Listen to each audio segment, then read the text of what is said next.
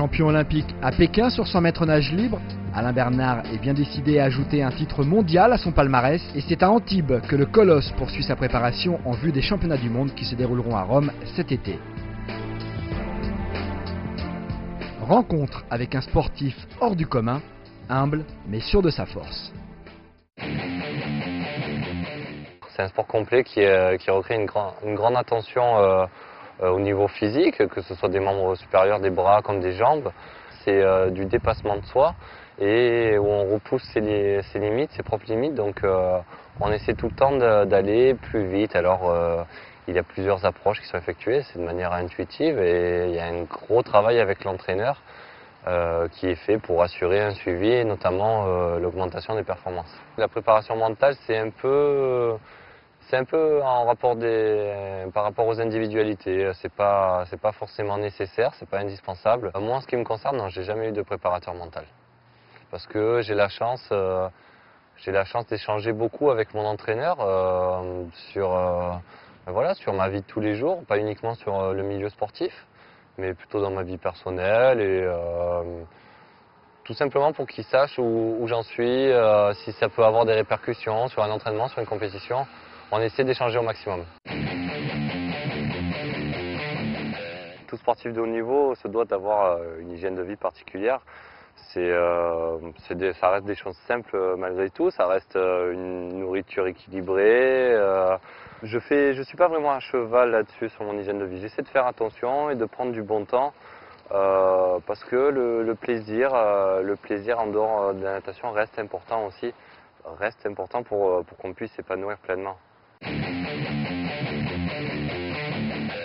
L'entraînement se constitue de 10 séances hebdomadaires avec donc 2 entraînements quotidiens, on va dire 2 heures dans l'eau le matin, 2 heures dans l'eau le soir.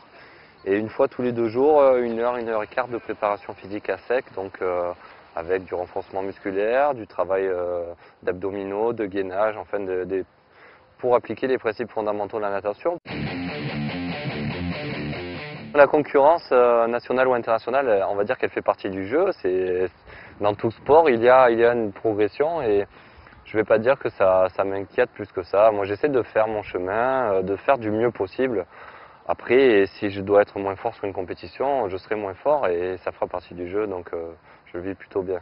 Et les médias aiment bien cette concurrence parce que ça fait vendre, parce qu'on vend de l'adversité et on vend du spectacle en fait. Donc, mais bon, c'est triste à dire, mais ils nous voyaient déjà en finale des championnats du monde avec Amaury Levaux, qui n'était pas encore qualifié sur le 100 mètres nage libre. Et malheureusement pour lui, il n'a pas réussi à se qualifier.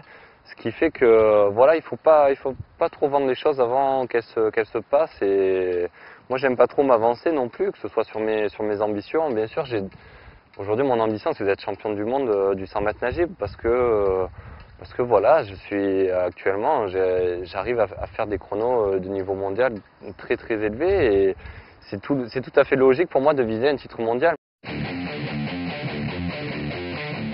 J'essaie de rester simple, de rester moi-même et de me remettre encore et toujours en question, enfin de remettre en question le travail qu'on fait pour évoluer, pour progresser. Donc on me dit que je suis simple et que j'ai pas changé, donc tant mieux. Je suis passionné de guitare, je suis passionné d'aéronautique et j'essaie de faire quand même pas mal de choses. Je m'intéresse à beaucoup de choses, je lis un petit peu, donc les journées sont vite remplies, vous inquiétez pas. Entre April et moi, ce serait le respect, l'humilité et l'exigence, parce que le respect, parce que je pratique un sport de haut niveau et il faut respecter ses adversaires.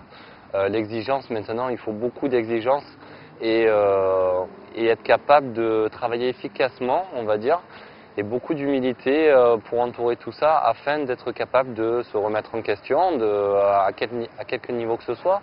On va dire, c'est pas parce qu'on est champion olympique ou record du monde qu'il faut se reposer sur ce qu'on sait faire. Donc l'humilité est très importante là-dedans aussi.